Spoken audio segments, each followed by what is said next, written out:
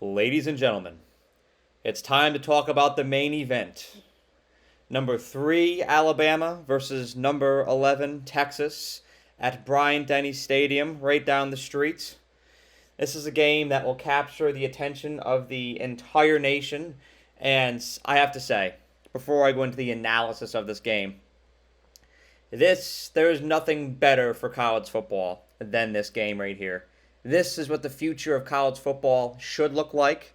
And I know these teams will be in the same conference next year, but the point I'm alluding to here is two teams that are not in the same conference but are blue bloods, are college football heavyweights, are top 25 teams. Preferably, I'd like to see top 10 teams playing each other early in the season.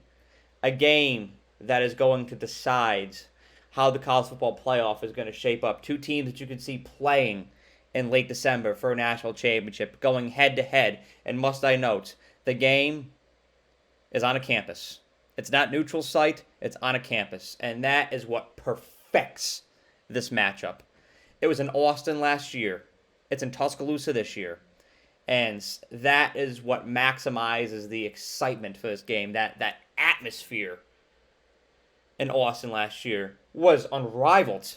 And the television ratings on Fox showed you that.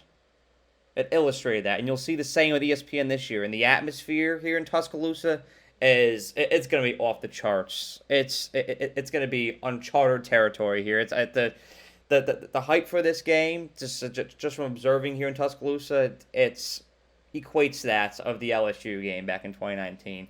I mean, this is one very heavily anticipated game that a lot of people are getting very excited for, and this is what college football needs. This is what is going to bring eyeballs on our game. So I love this Alabama versus Texas matchup, and it's also fascinating that this game happens to be on week 2.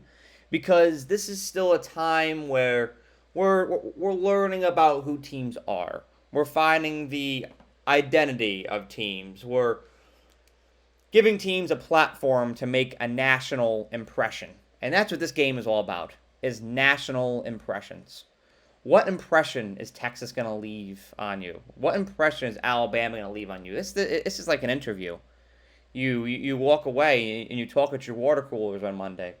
Wow, Texas really looked this, and that. Oh, Alabama really showcased this, and that. That's what this week 2 game gives you the opportunity to do. So early on, we don't really know who these teams are. We don't really know how to define this game. This game gives you a deep look into who these teams are and will really reveal the character of both the Longhorns and the Crimson Tide. So, the way I want to break this down, I want to break it down by each scenario. If Texas wins and if Alabama wins. So, let's talk about Texas. Last year's matchup, of course, you had Quinn Ewers, who started off absolutely on fire. 9 for 12, 134 yards before going down with that shoulder injury in the second quarter. And that left so many people thinking, what if? What if Quinn stayed healthy? What would have been the outcome of that game? And that's disputable. We can argue about that for 11 hours straight. But there's something you need to consider about this Texas team this year. They have 74% returning production. And their offense is destined to be explosive this year. I don't want to hear about the beginning of the Rice game last week. I heard so many people say, Texas looked disjointed. They looked out of rhythm. I don't care. It's the first game of the season, and you're going to have to work out the kinks. And that's why you have a Rice game your first week, is to work out those kinks. It's an opportunity for Rice to make money, and it's an opportunity for Texas to find rhythm and wear out those kinks so that when it comes time to the Alabama game, you're ready. Quite frankly, Texas has a quarterback in Quinn Ewers that could be a first-round pick next spring.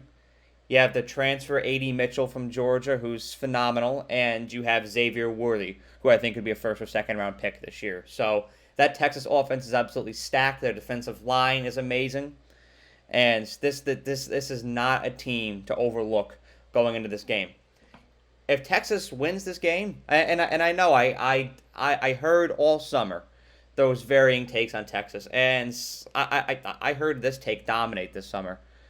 Oh yeah, Texas says they're going to be back every year, and then they go 7-5, and then they go 8-4. It's the same old story every year with the Longhorns, and I'm here to tell you, this Texas team looks a lot different than Texas teams in the past, and I know you don't want to hear that, but when you consider all the ingredients, it's Sark's third year, 74% returning production, an absolutely explosive offense, and absolutely dominating defense.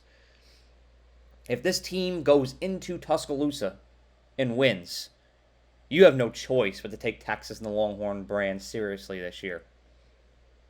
That Texas is back narrative will really start to gain significant momentum if Texas wins this game, and they'll be in that conversation for not only potential Big Ten champions, but a potential college football playoff contender this year if they go into Tuscaloosa and win this game. Now let's talk about the other side of the coin, the Alabama Crimson Tide. I have to say, this game has the potential to be a breakout game for Jalen Milroe, and he's a guy, again, all off season, I heard the doubters chirping. And what do they constantly reference? That game against Texas A&M last year, where Jalen Milroe was suddenly plucked in after a sudden Bryce Young injury in that Arkansas game. He was plucked into that game, and then he was expected to start against the Aggies. And Jalen Milroe, quite frankly, didn't have any experience starting at all going into that game. So he was in a situation where he had to adapt on the fly, and I thought he did excellent for his circumstances, but he was learning and adapting on the fly, and it showed in that A&M game. And that unfortunately was the game that people use to gauge Jalen Milroe going into this year, and that's very unfair. If you watch that Middle Tennessee State game last weekend, again, it's Middle Tennessee State, but I respect the Blue Raiders. They came and competed last weekend, and Jalen Milroe looked like he had found a new identity for himself, and he looked like he put in the work this offseason, and he did.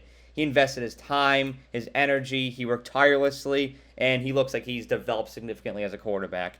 Not only with his legs, but his throwing mechanics are so much better, trusting his first read. I saw it twice this weekend, absolutely connecting on the deep ball. And that's scary. And if he does that against Texas, eyeballs will be on him. And people will start to take him seriously.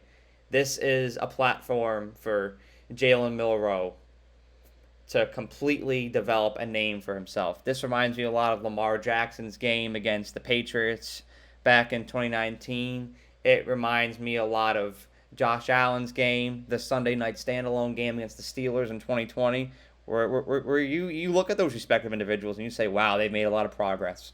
And I think that you could potentially be having that same conversation Sunday morning if Jalen Milroe absolutely balls out against the Longhorns. Now, the keys to victory for Alabama in this game, you got to limit the penalties. That was a thorn in their side last year. They had 15 penalties against Texas last year in this game. That can't be a thing, but that was also a point of emphasis all off-season for Alabama this year. And I don't think you're going to see that. And I think that's going to pave the way for more clarity, and it's going to give a better path for the Crimson Tide to win this game on Saturday. The game is also at home, and it's a 6 o'clock Central Time kick.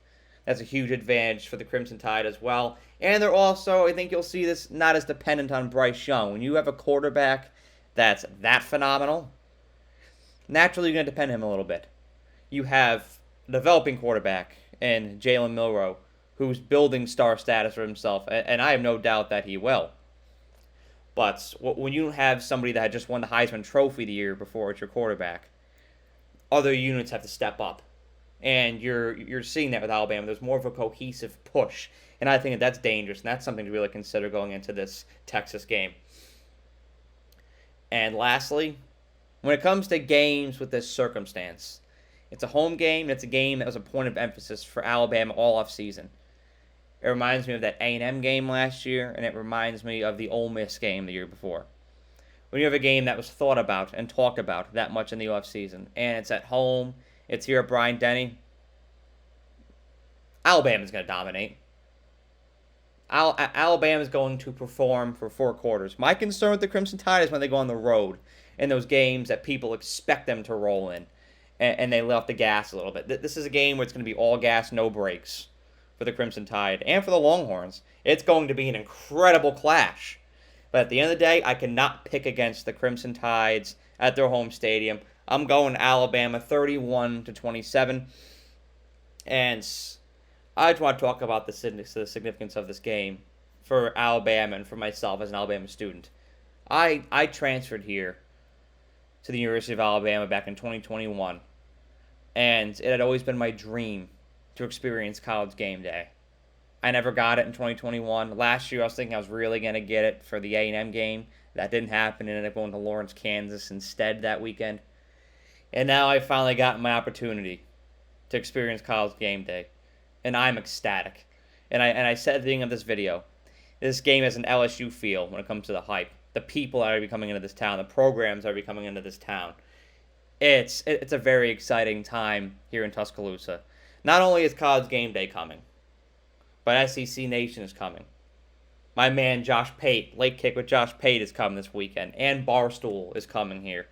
So I can't wait to be looking around to see if Dave Portnoy will be doing any Peach reviews here. In fact, the Barstool College Football Show is going to be taking place literally right at the end of my street.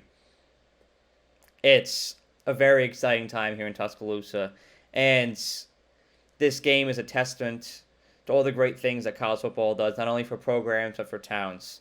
The economic impact that this is going to have on Tuscaloosa is unbelievable, and I can't wait to welcome all of these fans from Texas, from around the state of Alabama, and all around the nation here at Tuscaloosa this Saturday. Regardless of the outcome, regardless of the game, it's going to be an amazing time, and I can't wait to embrace it and take it all in as an Alabama student this weekend. Have a great day. Thank you so much for watching this video. I really appreciate you and the time that you took out of your day to watch the video, and if you enjoyed it, please be sure to like the video and share it, as well as subscribe to The Era. The more likes and subscribers I get on this channel, the more resources I can attain, and the more resources I can attain, the more value I can provide to you, the viewer. And that is how I show my appreciation for you for the time that you devote to watching my videos. So thank you so much, and have a great day.